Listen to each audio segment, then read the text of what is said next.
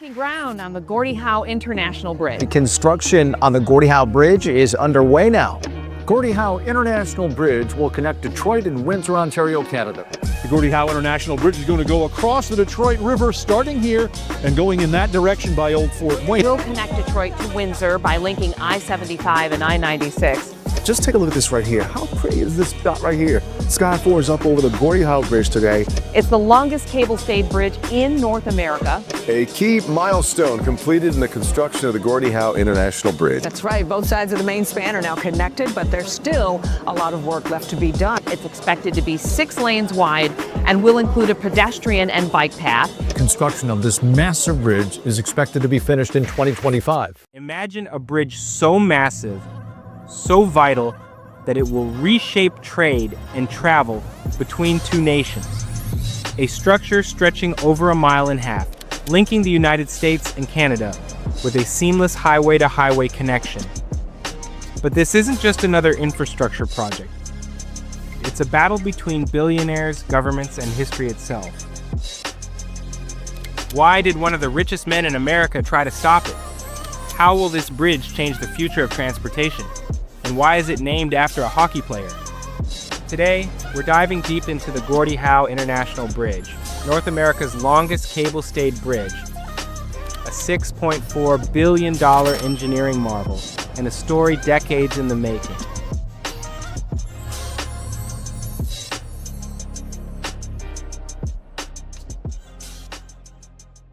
To understand why this bridge is such a big deal, we need to go back nearly a century. The border between Detroit and Windsor has always been one of the busiest trade routes in the world. Right now, nearly 25% of all US-Canada trade moves through here. That's nearly $400 million worth of goods every single day.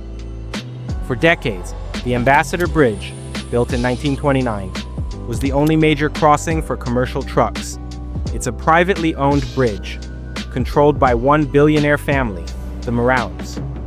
For years, they made millions in toll revenue and fought tooth and nail to keep a monopoly on this trade corridor. The problem? The Ambassador Bridge is outdated. It was built nearly a century ago, doesn't connect directly to the highways, and has become a massive bottleneck for traffic.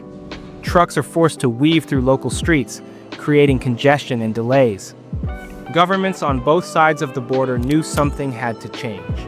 But Matty Moroun, the billionaire who owned the Ambassador Bridge, wasn't about to lose his cash cow without a fight.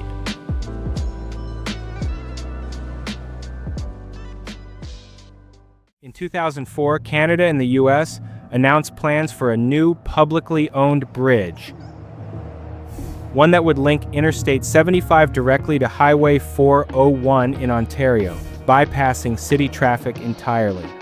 It was the perfect solution, a high-speed corridor designed to keep trade flowing smoothly. But Moroun saw one huge problem. If a new bridge got built, his toll profits would plummet. So, he launched a war against the project. He sued the US and Canadian governments to block construction. He spent over $30 million on a political campaign to stop it.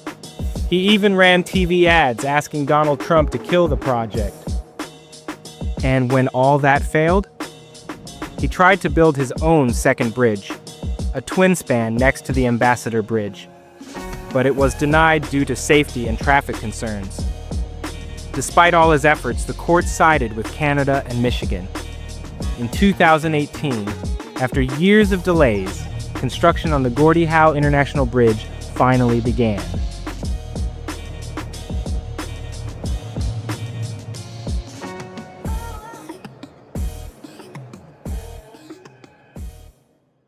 Now, this bridge isn't just another crossing, it's an engineering masterpiece.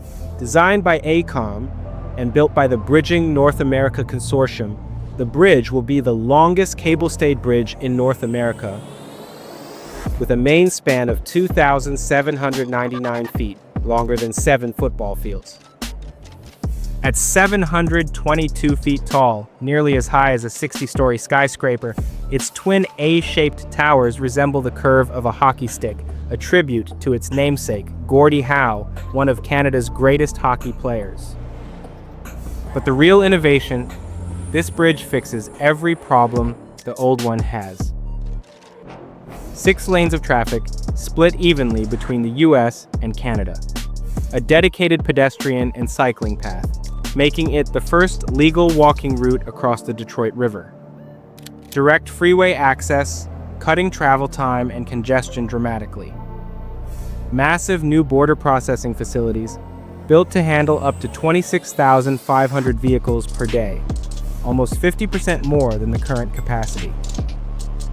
And unlike the privately owned Ambassador Bridge, the Gordie Howe Bridge is publicly funded, meaning toll revenue will go back into maintaining it instead of into a billionaire's pocket.